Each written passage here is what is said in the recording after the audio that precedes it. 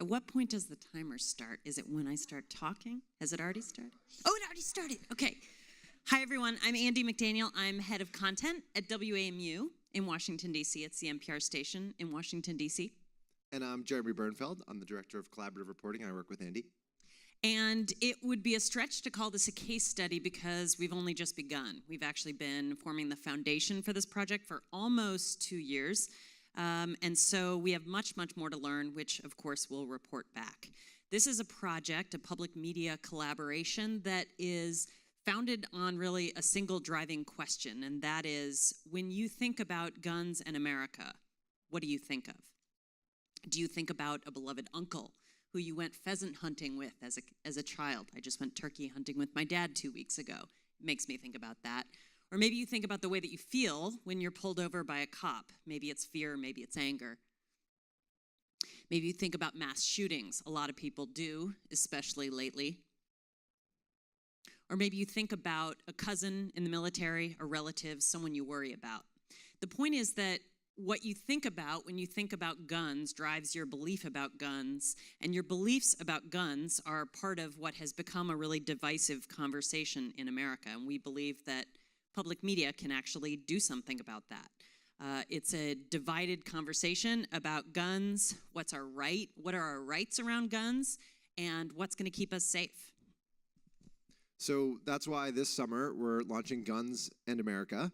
And we hope that this project will help Americans understand issues around guns better and, by extension, understand each other better.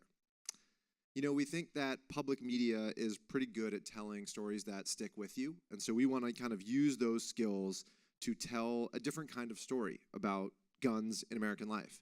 One that is more nuanced, one that has more context, and one that focuses more on human stories. We also want to tell a lot of stories. We want to give this beat the kind of energy and attention that it definitely deserves. Ultimately, our mission is to create journalism that is empathetic and human-focused, that is surprising, that is obviously fair and accurate. So here's how we're going to do it. We are going to deploy 10 journalists at 10 different public media stations all across the country, and they'll focus on the role of guns in American life for 2 years.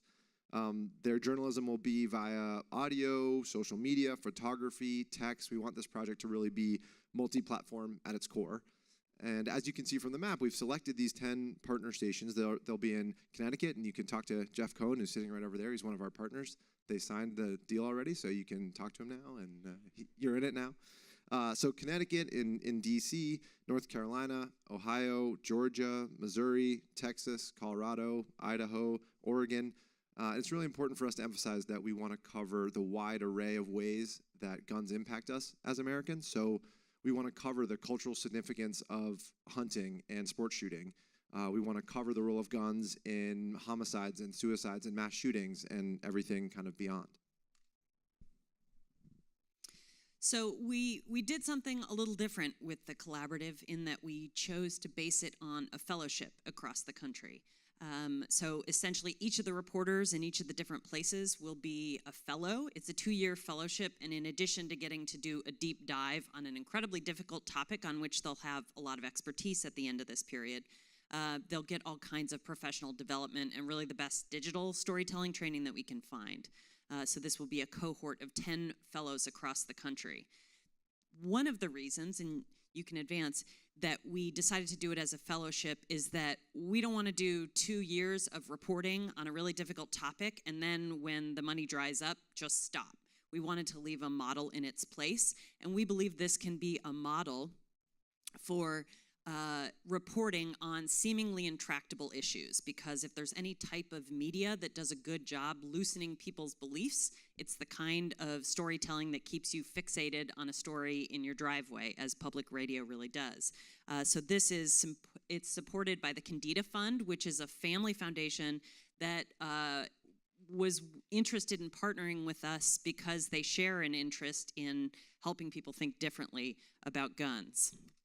You'll hear this journalism on local public radio stations. You'll hear it via national partners like NPR. We're looking, over the course of the summer, we're going to be looking for new partners across the country. And Oh, I see. The through line really is that public media storytelling is an opportunity to make seemingly immovable issues movable. So like any beat, this starts with time to end the presentation, which is why we'll put up this slide, because we'd love to hear from you any ideas or lessons that you've learned. We're also recruiting for our Audion fellows, so send them our way. It was that couple minutes I stole at the beginning, It's that timer.